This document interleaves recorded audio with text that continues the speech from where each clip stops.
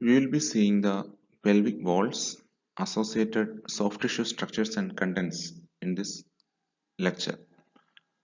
So after this chapter, you should be able to describe the walls of pelvis, their formation.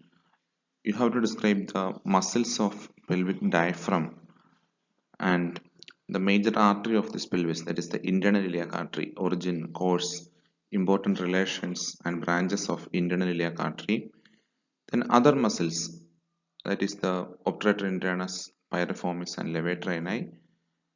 You should be able to write something regarding the sacral plexus also. You don't need to know in depth regarding the formation of sacral plexus, but you should be able to understand the formation of sacral plexus and the major branches from the sacral plexus. So before going into the proper topic, we will be seeing the bony anatomy of this region. This is the bony pelvis. As you can see, this is the ilium. This will be the area of pubis. Here you can see the ischium. This projection will be the ischial spine that is actually located posterior inferiorly. This is the sacrum, and here will be the ala of the sacrum. This is the anterior border of the ala of sacrum. This will be the sacral promontory. You can see the sacroiliac joint over here. Now, if you look from this view, that is anterosuperior view, we can see the pelvis will be having four walls. This is the posterior wall of the pelvis, posterior surface of these bones that will be forming the anterior wall of the pelvis. On either side, you will have the right and left walls of the pelvis or lateral walls of the pelvis. Inferiorly, now we are able to see the pelvic outlet also, but in the living status it is not possible because the inferior part will be actually closed by a muscular diaphragm that is known as the pelvic floor, pelvic diaphragm. We will be seeing the details of pelvic diaphragm later.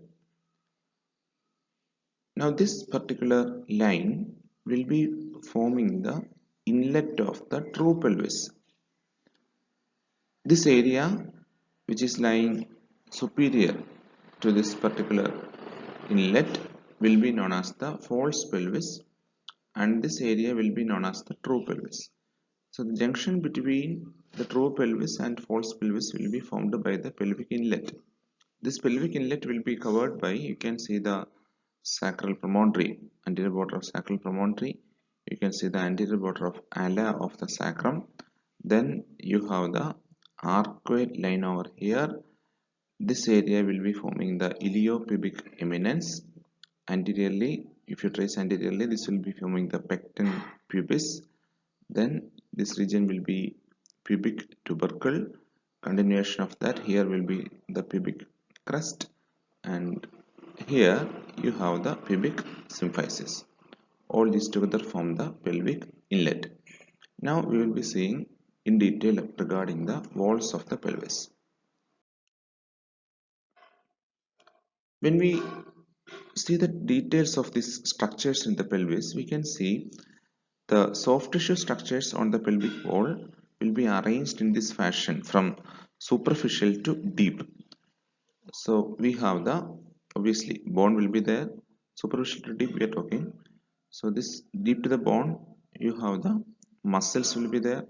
Then we have nerves of the pelvis.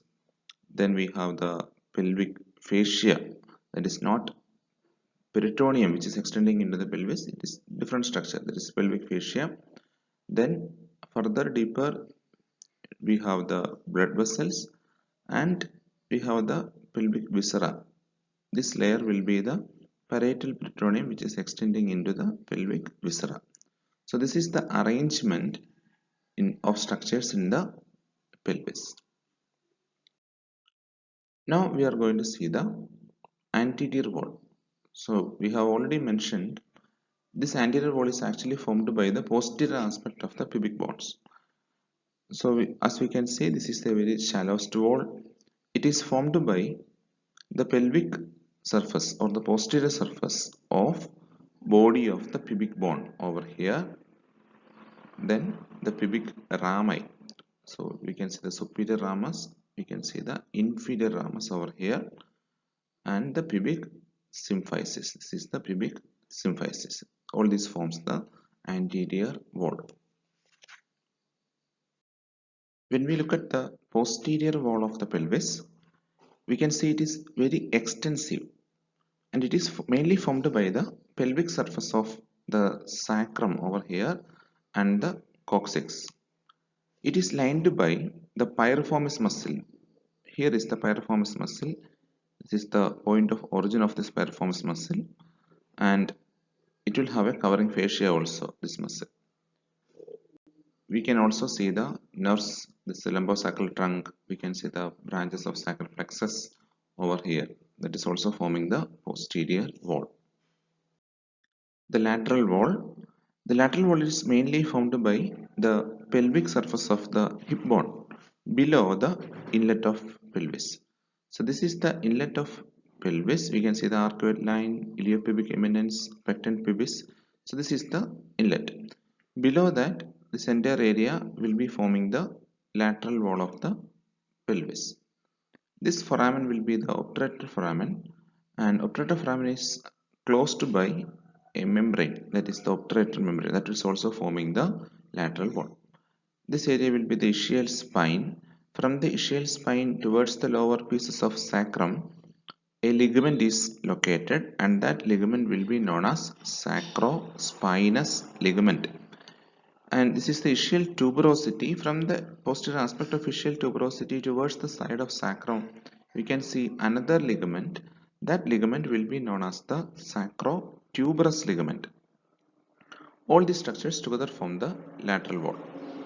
We can understand this area is the attachment of a muscle over here, that is the obturator internus, and that area of attachment is shown in this figure. This is the area of origin of obturator internus. Here it is shown in red color. You can see this. This obturator internus also forming the lateral wall. Now going on to the inferior wall of the pelvis. It is mainly formed by the pelvic diaphragm. This view is the superior view of the pelvis. Now we are not able to see the pelvic outlet because of this membrane. This is not a membrane, this is a muscular partition which is known as the pelvic diaphragm. We are not going to see the details of pelvic diaphragm over here. We will just see the outline. We will see the pelvic diaphragm in detail in the coming slides. So it is mainly formed by the two muscles, levator and coccygeus. Coccygeus will be located posteriorly, and other muscles will be forming the levator. And this particular pelvic diaphragm divides the cavity of bony pelvis or true pelvis into main pelvic cavity, which is located superior to the pelvic diaphragm. So this is the sagittal section where we can see the sectioning through the pelvic diaphragm. So this pelvic diaphragm divides the pelvis into a superior main pelvic cavity and an inferior perineum. The major function of this pelvic diaphragm is to support the pelvic viscera. Now we will be seeing in detail regarding the different muscles of the pelvis. The first muscle will be the obturator internus. It is a thick fan-shaped muscle. It covers most of the lateral wall of the pelvis. We have seen the point of origin of obturator internus already. So this is the area of origin of obturator internus. When we look specifically, it arises from the obturator membrane. This is the obturator membrane, and we can see it also takes its origin from the margins of the obturator foramen. These are the margins, except at this part. This area will be known as the obturator canal.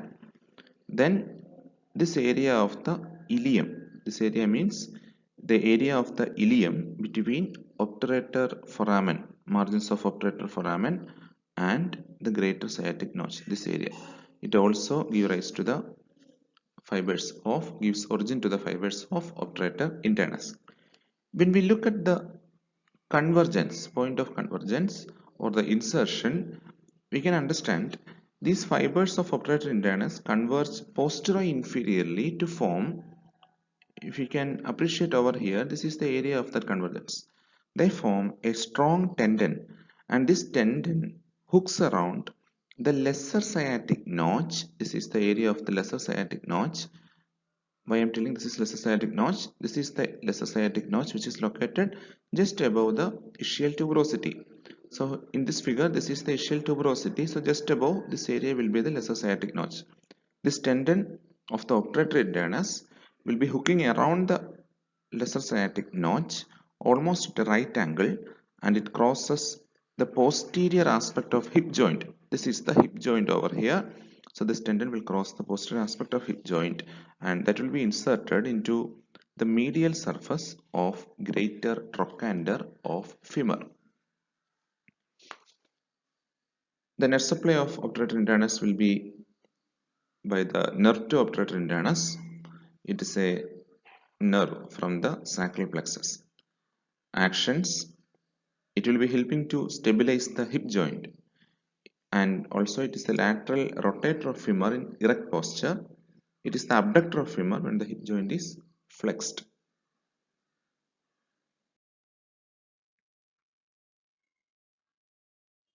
You have to make note of this particular facial thickening over here. So this is the inlet of larynx. You can see the ischial tuberosity over here.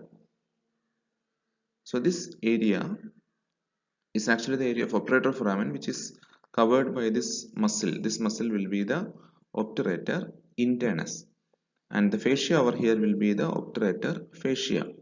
This obturator fascia is having a linear thickness over here. So this linear thickness is actually extended between the body of pubis anteriorly, and it is extended posteriorly to the ischial spine over here. And this particular thickening will be known as the tendinous arch of obturator fascia, or also known as tendinous arch of levator ani. Now the next muscle, the piriformis. Piriformis, we already saw that muscle in the gluteal region. So this piriformis is a triangular muscle on one on either side on the front of posterior wall of the true pelvis. The origin of the piriformis will be from the pelvic surface of middle three pieces of sacrum by three digitations. We have already seen that. So here will be one digitation, here will be the next digitation, and here will be the third digitation. From these three digitations, the fibers will takes its origin, and they are going to converge inferolaterally, and they will pass through this particular notch. This notch will be the greater sciatic notch. These fibers will be passing through the greater sciatic notch, and after passing through this notch, the fibers will be reaching the gluteal region. There it forms a rounded tendon, and that will be inserted into the tip or top of the greater trochanter of femur. The nerve supply is by ventral rami of first and second sacral nerves. When you look at the action, it helps to stabilize the hip joint.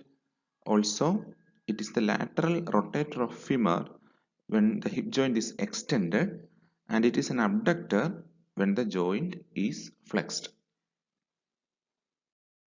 The levator ani muscle, we will be seeing the details of it now. The levator ani consists of iliococcygeus and pubococcygeus. So this is the view from above. So this is the superior view. So we can see the upper surface of the pelvic diaphragm over here. This is the inferior view where we can see the lower surface of the pelvic diaphragm. In this diagram, we are seeing the male pelvis, not the female pelvis. So we can see the fibers. Some fibers are extending from the anteriormost aspect towards the posteriormost aspect. These fibers are the pubococcygeus. Some other fibers are present over here on the side. Apparently on the side, they will be forming the iliococcygeus. As the name suggests, they will be starting from mainly from the ilium bone, and the pubococcygeus, as the name suggests, they will be starting mainly from the pubis bone, pubic bone, right? So we'll be seeing one by one. So this is the body of the pubis. This is the posterior surface or pelvic surface of the body of pubis.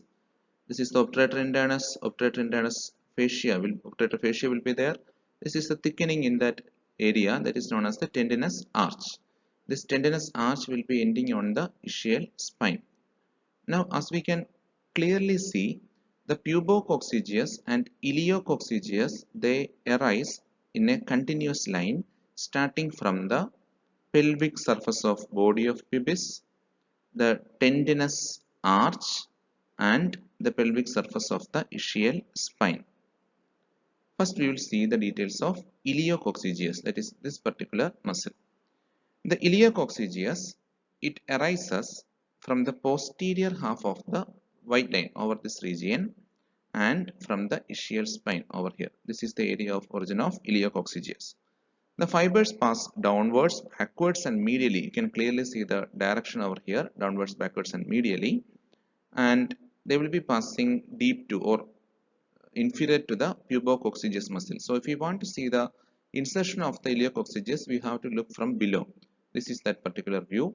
So here we can see this is the iliococcygeus muscle, this muscle. So this is the coccyx, this is the anorectal junction. So this is a fibrous structure which is extending from the tip of coccyx to the anorectal junction, that is known as anococcygeal raphe. Anococcygeal raphe. So as you can clearly see, the iliococcygeus is inserted into the lower two pieces of the coccyx and into the anococcygeal raphe. This anococcygeal raphe is also called as post-anal plate. Moving on to the pubococcygeus. Again, we will come back to the superior view over here. It arises from the anterior half of the white line over here and from the posterior surface or pelvic surface of the body of pubis.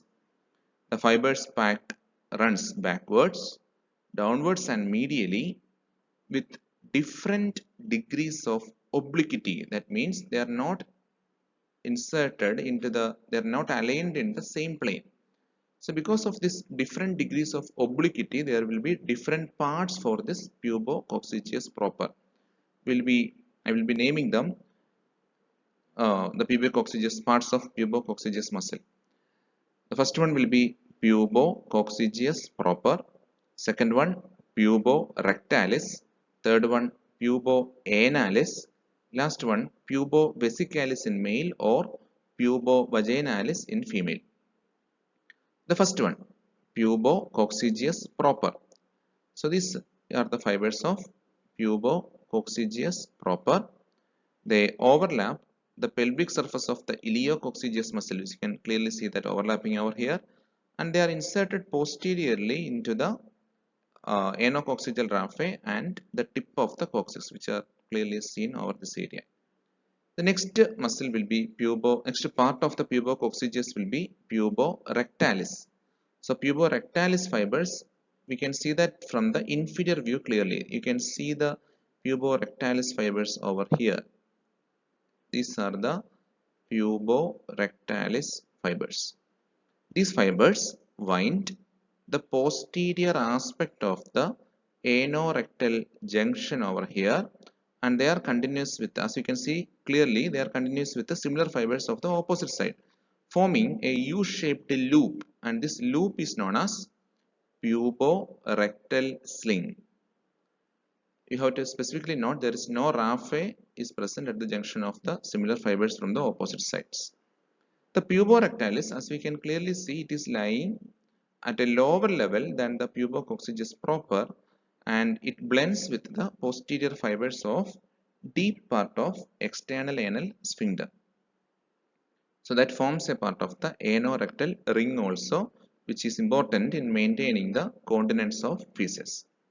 The third part of pubococcygeus will be puboanalis. That is not that much clearly seen in this figure.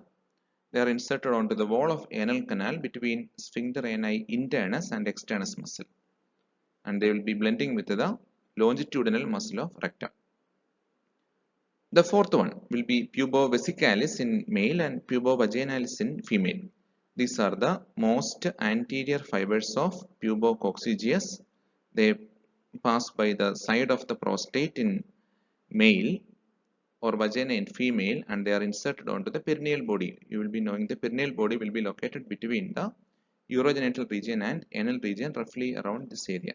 So the fibers over here will be the pubovesicalis or pubovaginalis, and there are certain fibers present in addition. These fibers will be known as the pre-rectal fibers, which are present over here. So in summary, the levator ani muscle is mainly composed of, listen carefully, this is the mainly composed of iliococcygeus and pubococcygeus. Iliococcygeus, we have seen the origin insertion from the superior and inferior views. The pubococcygeus part is having four subparts, four regions, that is pubococcygeus proper, puborectalis, puboanalis, and pubovesicalis or pubovaginalis in the female. When you look into the nerve supply, this levator ani will be supplied from the pelvic surface by fourth sacral nerve. Anterior part is supplied from the perineal surface by second and third sacral nerve via perineal nerve. The next muscle will be coccygeus. It is also known as ischio-coccygeus. So this muscle over here is the coccygeus muscle. This is a sagittal section, and we can see the ischial spine, the tendinous arch. So this muscle over here is the coccygeus muscle in this particular view. So coccygeus muscle, it arises by its apex from the ischial spine over here and sacrospinous ligament. It is inserted over here towards the sacrum and the coccyx, specifically towards the sides of upper two pieces of coccyx vertebra and the last piece of sacrum. You can see the coccygeus muscle attachment here also. Most of the posterior fibers of this coccygeus muscle will get degenerated, and they will be forming the sacrospinous ligament. It is very important. Sacrospinous ligament is the degenerated fibers of ischio-coccygeus or coccygeus muscle. When we look into the nerve supply of coccygeus, it is mainly supplied by fourth and fifth sacral nerves. Okay, now we will see about the pelvic diaphragm. It is a muscular partition between the true pelvis and the perineum. Actually, it is not a transversely arranged structure. It is forming a hammock-like arrangement. It is formed by the very large muscle levator ani and the small coccygeus muscles of two sides with their covering fascia. The pelvic diaphragm is actually muscular, totally muscular, and it is mainly formed by the levator ani muscles that we have already mentioned, and the small posterior part will be the coccygeus. The diaphragm is attached on either side on the inner wall of the true pelvis. You can see that here, this is the inner wall of the true pelvis, and to the condensed area of the obturator fascia, that is the line over here, the tendinous arch of the levator ani muscle. And as we said earlier, this tendinous arch is extending, is stretching between the body of pubis and the ischial spine over here. The muscles of the two sides, this is the muscle of right side, on the other side also the same muscle will be there. These muscles of two sides, they form the diaphragm, and they will be inserted in the midline into the perineal body, anococcygeal raphe, and the coccyx. This is the coccyx. Continuation of that, there will be the anococcygeal raphe will be there.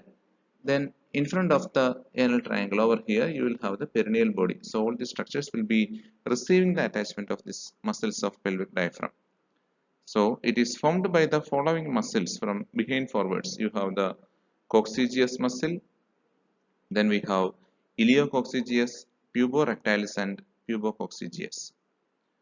When we look at the function of this particular pelvic diaphragm, it provides the principal support to the pelvic viscera, and it has a sphincteric action on the rectum, prostate, and vagina.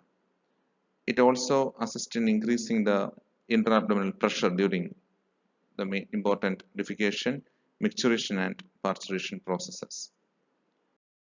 Pelvic diaphragm having two openings mainly. So one opening is lying in the anterior aspect, another opening is lying in the posterior aspect. The anterior opening, anterior deficiency over here, you can see that clearly over here. This opening is known as hiatus urogenitalis. The posterior opening over here, it is known as hiatus rectalis. This hiatus urogenitalis in the living state, it is actually closed by urogenital diaphragm, that is closed from below. So it is a triangular gap. You can see the triangular shape or gap over here, and this is existing between the anterior fibers of levator cranial muscle. You can see the fibers of levator cranial. In between them, we have this hiatus urogenitalis. It transmits urethra in the males, urethra and vagina in the females. When we look at the hiatus rectalis, as the name suggests, it provides passage to the anorectal junction. It is a round opening and it is located between the perineal body and anococcygeal raphe. These structures, perineal body and anococcygeal raphe, will be visible from the inferior aspect. Perineal body will be roughly located over this area, and anococcygeal raphe will be roughly located over this area. That will be visible only from the inferior surface. When we look into the applied aspects of this pelvic diaphragm, obviously that is providing the major support to the organs present in the pelvis. So naturally, if any injury to the pelvic diaphragm occurs, that will be resulting in prolapse of uterus, prolapse of rectum, prolapse of bladder. All these are possibilities. Now we will see the pelvic fascia. It is present in the form of two layers, parietal layer and visceral layer. So what is pelvic fascia? So that is the fascial arrangement in the pelvis inferior to the peritoneal folds. So we can see the urinary bladder over here, you can see the uterus over here, this is the rectum, this is the anterior abdominal wall. So if you are tracing this layer will be the parietal peritoneum. Parietal peritoneum will be descending on the posterior aspect of anterior abdominal wall, that is reflected onto the urinary bladder over here, that is forming the uterovesical pouch over here, then that is reflected onto the surface of urinary bladder, uterus, then that is forming the rectovaginal pouch or pouch of Douglas over here. It is reflected onto the anterior surface of the rectum and that is going up. This is the peritoneum. So inferior to this, we have the other regions of the pelvic viscera and we have the pelvic walls. So this is the pubis, this will be the muscular pelvic diaphragm. So these are forming the walls of the pelvis and these are the viscera of the pelvis. Surrounding this viscera and walls also there are facial modifications. This fascia is actually the pelvic fascia. So we can divide them into two as I said earlier, that is the parietal layer and visceral layer. When we look into the parietal layer, so let's see the walls first. So this is the anterior wall of the pelvis, this is the posterior wall of the pelvis, this is the lateral wall of the pelvis, right and left lateral walls of the pelvis. This is the inferior wall or floor of the pelvis. So we have fascia over all of these regions. The pelvic fascia covering the walls of pelvis will be known as parietal layer of pelvic fascia. If you look at the lateral wall, we have the obturator muscle and covering that we have the obturator fascia. If you look at the posterior wall, we can see the piriformis muscle, covering that there will be a fascia. If you look at the floor, we have the pelvic diaphragm and covering that you will have a superior fascia of the pelvic diaphragm. So all this corresponding to the parietal layer of pelvic fascia. Obturator fascia is a well-defined layer of fascia. It covers the obturator internus muscle. We have mentioned that. We have already seen the tendinous arch over here. Now the piriformis fascia covering the piriformis, it's a very thin layer and the sacral plexus lies between this fascia and the piriformis muscle. The branches of sacral plexus do not pierce this fascia while passing out of the pelvis. Superior fascia of the pelvic diaphragm, that is covering the floor of the pelvis, and we can see the muscles over here. Moving on to the visceral layer of pelvic fascia. So as I said earlier, the visceral layer of pelvic fascia is that part of the facial modification around the viscera of the pelvis, around the urinary bladder, around the lower part of uterus and the vagina, around the lower part of rectum. Around all the structures you will have the facial modifications. Together they will be forming the visceral layer of pelvic fascia. It is loose and it is thin, and that will be present around the distensible organs, but it will be thick around the non-distensible organs. And its condensations around the neurovascular structures, they form the ligaments of pelvic organs, which play an important role in supporting the pelvic organs such as urinary bladder and uterus. Now we will see the peritoneal arrangement or peritoneum of the pelvis. We can understand its arrangement by tracing it within the pelvis in the sagittal section. So first we will see the layout of peritoneum in the male pelvis. So these two diagrams are showing the sagittal section of male pelvis. So we will trace them. So this is the anterior abdominal wall. We will trace them from here. The peritoneum passes down from the anterior abdominal wall onto the superior surface of the urinary bladder. We can see that clearly over here. Then it passes down on the posterior surface of urinary bladder till it reaches the upper end of seminal vesicle. These are the seminal vesicles. So the peritoneum will reach up to the upper end of seminal vesicles. They will cover the upper end of seminal vesicle. Then it turns backward to reach the anterior aspect of the rectum. And by turning like this, it forms a shallow peritoneal pouch that is called the rectovesical pouch. We can clearly see the rectovesical pouch over here. The peritoneum, after reflection, it passes up in front of the middle third of the rectum and front and lateral aspects of the upper third of the rectum. It then becomes continuous with the parietal layer of the peritoneum of the rest of abdominal cavity. When we look into the peritoneum of the female pelvis, we will again trace from the anterior abdominal wall. So the peritoneum passes down from the anterior abdominal wall onto the superior surface of the urinary bladder till this region. It will then reflected onto the anterior surface of the uterus. You can clearly see the uterus there, and this pouch formed by this reflection will be known as uterovesical pouch. Then after covering the anterior surface of uterus, it will cover the top of the uterus. Then it passes on its posterior surface and posterior aspect of the posterior fornix of the vagina. So this is the vaginal canal. So this is known as the posterior fornix of the vagina. So the peritoneum will cover entire this region. Then after covering the posterior surface of posterior fornix of vagina, this peritoneum will get reflected onto the anterior surface of the rectum, and the pouch thus formed over here will be known as the rectouterine pouch. Then the relationship of the peritoneum to the rectum is same as that in the male that we have seen in the previous slide. Now we can see to the vessels of the true pelvis. They are arteries, veins and lymph vessels. We will see the arteries first. The major arteries present in the pelvis are superior rectal artery, internal iliac artery, median sacral artery and ovarian artery. We will be dealing in detail regarding the internal iliac artery. So I will just summarize the other arteries. The superior rectal artery. It is the continuation of the inferior mesenteric artery. So it begins at the level of around the level of the middle of the left common iliac artery, and it supplies the rectum and the upper half of the anal canal.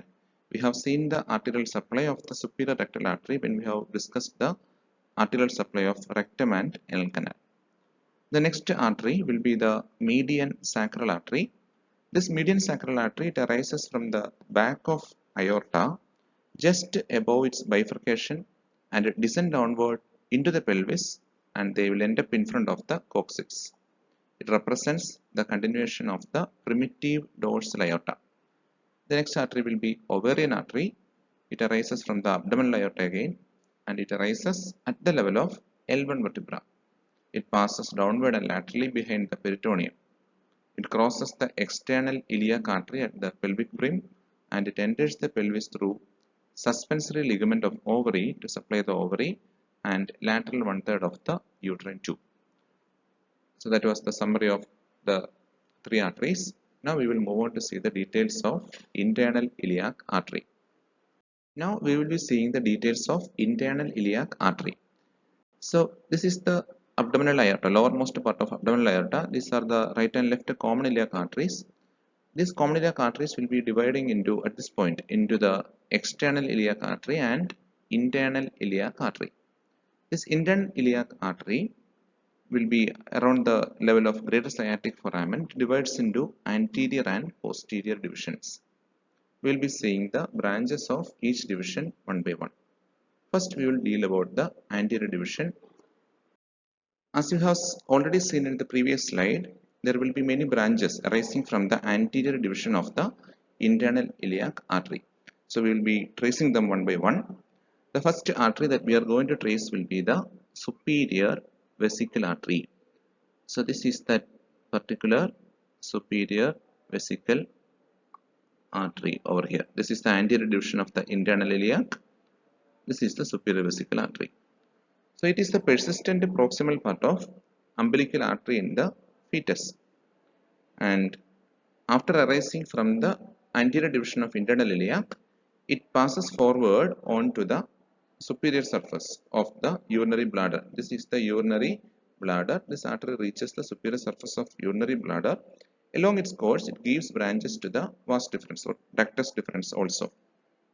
Distally, this artery is actually continuous with the cord-like structure over here. This is known as medial umbilical ligament. It represents the distal obliterated part of the umbilical artery. The next artery that we are going to deal here will be the obturator artery. So this is the anterior division. From the anterior division, we can see we will be focusing on the obturator artery on the other side, on the right side. So the artery will be passing towards an artery arising from the anterior division, and that is passing towards a canal over here. This canal will be known as the obturator canal. So along this course, it is passing along with the obturator nerve.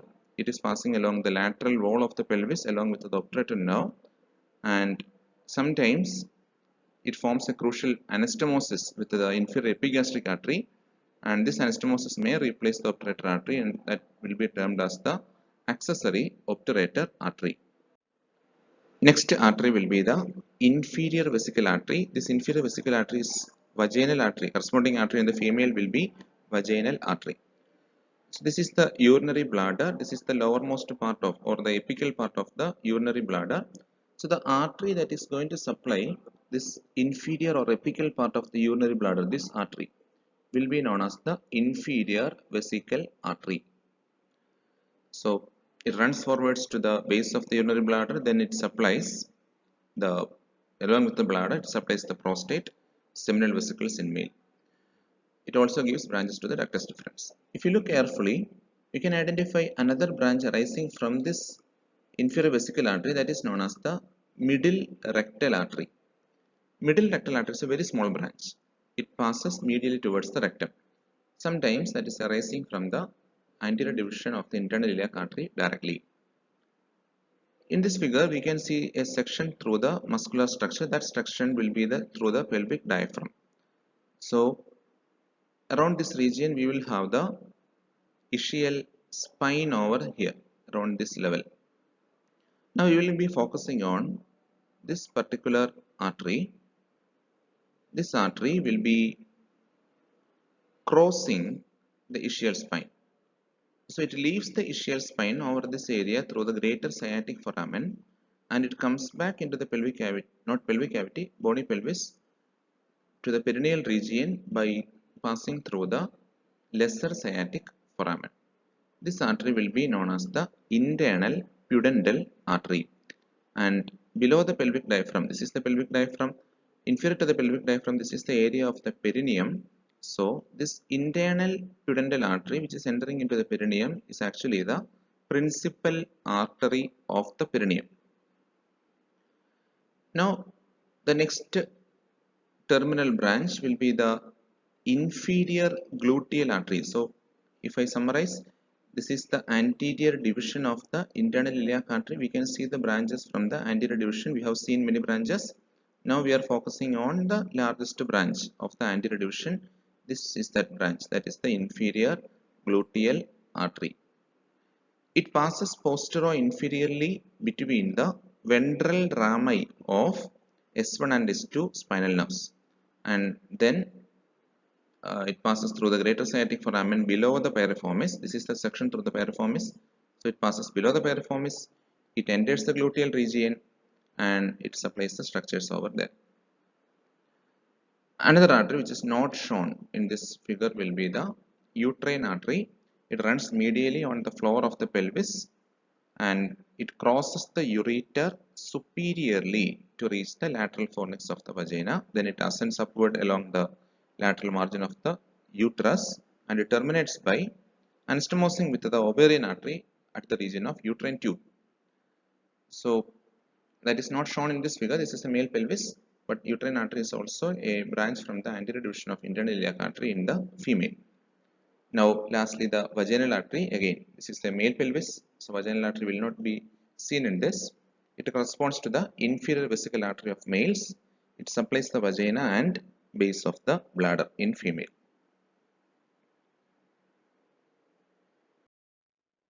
Now we are going to focus on the posterior branches, or branches from the posterior division of internal iliac artery.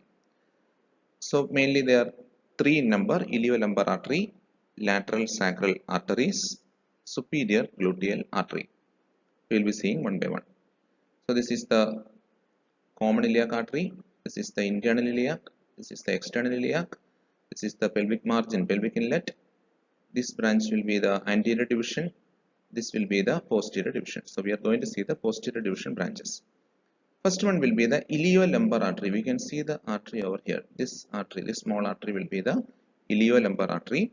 It ascends upward across the sacroiliac joint behind the external iliac vessels to reach behind the psoas major, and there it divides into lumbar and iliac branches. That's why it is known as iliolumbar artery. The next group of artery branches will be the lateral sacral arteries. We can see the lateral sacral arteries over here. They can arise as multiple branches from the posterior division, or they may arise as a common branch, then they will divide into multiple arteries. Both are possibilities. So there are usually two in number on each side. We can see the lateral sacral arteries over here. They run downward and medially over the sacral nerves. We can see the sacral nerves over here. So the arteries are running over the sacral nerves. Their branches enter the sacral canal through the anterior sacral foramen. You can see the anterior sacral foramen over here. So these lateral sacral arteries enter the sacral canal, and they will supply the structures within it. And their terminations, they will emerge on the dorsal aspect of the sacrum through dorsal sacral foramina to supply the muscles and skin of dorsum of the sacrum. The next artery, actually that seems to be the continuation of that artery, will be continuation of posterior division. That is the largest branch. That will be known as the superior gluteal artery. Superior gluteal.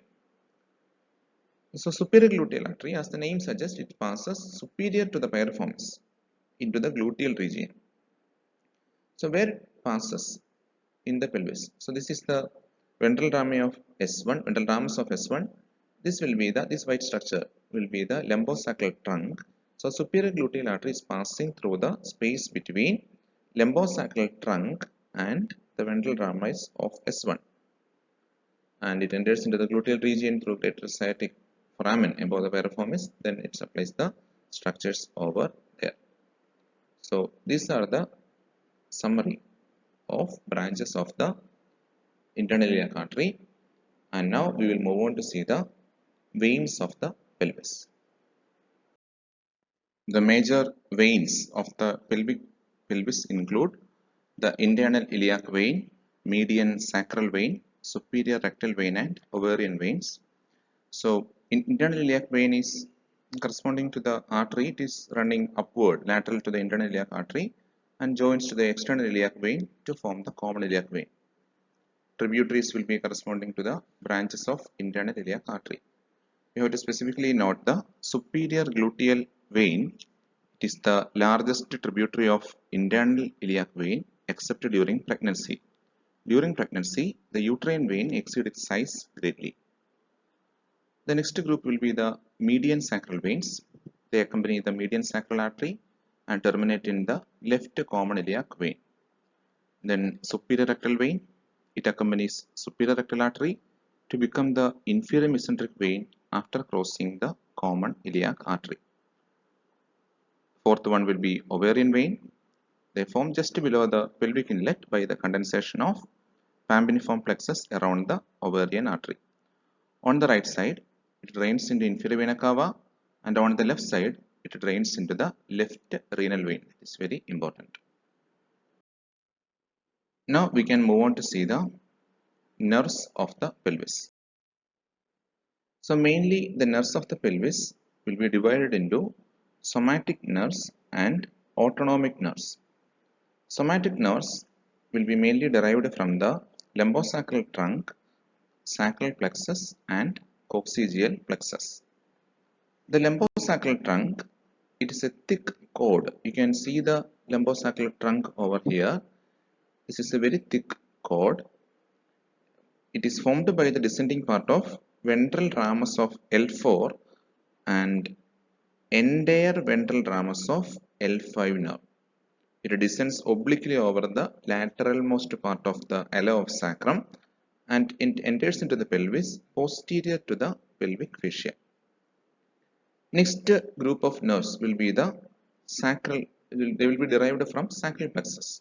This sacral plexus is actually formed by the ventral primary rami of L4, L5, S1, S2, S3 and S4 nerves.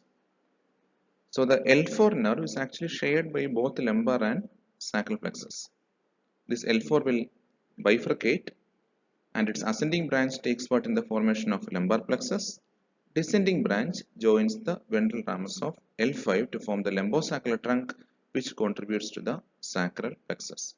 You can see the position of sacral plexus over here. The sacral plexus will be aided by the lumbosacral trunk from this region. So this is the S1, S2, S3 and lowermost S4 nerves will be present over here. It lies in front of the piriformis muscle. We have seen the piriformis muscle already, and this plexus will be lying deep to the pelvic fascia in the posterior wall of the true pelvis.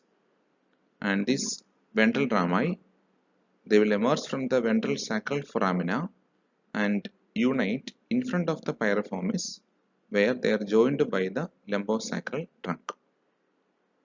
The lumbosacral trunk and ventral ramus of S1 nerve are separated by superior gluteal vessels we have already seen in the previous slides. The ventral rami of S1 and S2 nerves are separated by inferior gluteal vessels that also we have seen in the previous slides. You have to note this separately. This is very important relation. Now the branches of the sacral plexus. You can see the table. Just go through the branches. Many of these branches or majority of these branches you have already dealt in gluteal region. So the nerves will be arising from the root of the plexus. There will be terminal branches of the plexus also. And some branches will be arising from the pelvic surface of the plexus. And some branches will be arising from the dorsal surface of the plexus. You can go through the table. I will just summarize these branches. The muscular branches, they include, there are short twigs to piriformis and long branches to levator ani and coccygeus, that is forming the pelvic diaphragm. The pelvic other than the muscular branches, from the root, there will be splanchnic nerves arising, pelvic splanchnic nerves. These splanchnic nerves will be supplying the viscera of the pelvis, and they cause the contraction of detrusor muscle of bladder wall and relaxation of sphincter ani externus, the external anal sphincter. They also cause dilatation of the arteries of the erectile tissue of the penis and clitoris during the erection. They are derived from S2, S3 and S4. These pelvic splanchnic nerves will be known as nervi erigentes. Moving on to the terminal branches of the plexus, they include sciatic nerve, which is dividing into common peroneal nerve and tibial nerve. We have seen the details in the lower limb. Then pudendal nerve. These are the major terminal branches. And from the pelvic surface of the plexus, there will be nerve to quadratus femoris and nerve to obturator internus. Nerves arising from the dorsal surface of the plexus include superior gluteal nerve, inferior gluteal nerve, posterior cutaneous nerve of thigh, perforating cutaneous nerve, perineal branch of fourth sacral nerve. We just go through the table, that will be sufficient. The next group of nerves, somatic nerves, will be present in the pelvis will be the coccygeal plexus. This coccygeal plexus is a very small plexus formed by the ventral rami of S4 and S5 and coccygeal nerve. It lies on the pelvic surface of coccygeus muscle. It supplies the coccygeus and part of levator ani. Now we are going to see the autonomic nerves of the pelvis, and these autonomic nerves can be divided into sympathetic trunk and the inferior hypogastric plexus. The sympathetic trunk or the sacral sympathetic trunk, this is the sacrum. In front of the sacrum, you can see the sacral sympathetic trunk over here. You can see the sympathetic ganglia located in this region. So the right and left sympathetic trunks descend in the pelvis between the bodies of sacral vertebrae and the pelvic sacral foraminae. So this is the bodies of sacral vertebrae. This is the anterior sacral foramina or pelvic sacral foramina. So the sympathetic trunk runs between them. What happens inferiorly? They will converge to the midline and they will unite in the midline to form a median ganglion impar in front of the coccyx. So the number of ganglia in the sacral sympathetic trunk will be roughly 4, and there will be a common ganglion impar. The branches include the gray rami communicantis to the ventral rami of sacral and coccygeal nerves. There will be small branches to the median sacral artery. Then sacral splanchnic nerves to the inferior hypogastric plexus from the upper ganglia and to the rectum from the lower ganglia. The small branches to the coccygeal body from the ganglion impar. Lastly, we will continue with the inferior hypogastric plexus, which is the nerve plexus found in the pelvis. So this is the rectum, this is the urinary bladder. On the either side of the rectum, you can identify plexus of nerves over here and here. These are the inferior hypogastric plexus. Just above the pelvis, you can see another plexus of nerves over here. This is the superior hypogastric plexus. So within the pelvis, we are going to deal only about the inferior hypogastric plexus. As we have already mentioned, it is present on the side of the rectum, and each plexus is composed of, very important, it is composed of both sympathetic as well as parasympathetic fibers. The nerve cells in it are the postganglionic parasympathetic neurons. And these plexus, inferior hypogastric plexus, they receive postganglionic sympathetic fibers from the superior hypogastric plexus. This is the superior hypogastric plexus. This is the communication from it. So through this communication, it will receive postganglionic sympathetic fibers and preganglionic parasympathetic fibers from the pelvic splanchnic nerves. You can see the sacral nerves over here. So from the sacral nerves, you can see the branches are entering into the, inferior hypogastric plexus. So through these branches, they will be conveying the preganglionic parasympathetic fibers. Each plexus, each inferior hypogastric plexus, they surround the corresponding internal iliac artery, and they will be dividing into subsidiary. These plexus will be distributed along the viscera of the pelvis, and along the viscera you can call them as different names. The plexus around the rectum will be known as rectal plexus. The plexus around the urinary bladder will be known as vesical plexus. Around the prostate there will be prostatic plexus. If it is in the female, then there will be uterine plexus and vaginal plexus will be there. So basically these branches will be accompanying the corresponding artery to this particular organs. So that will be completing the topic. Thank you.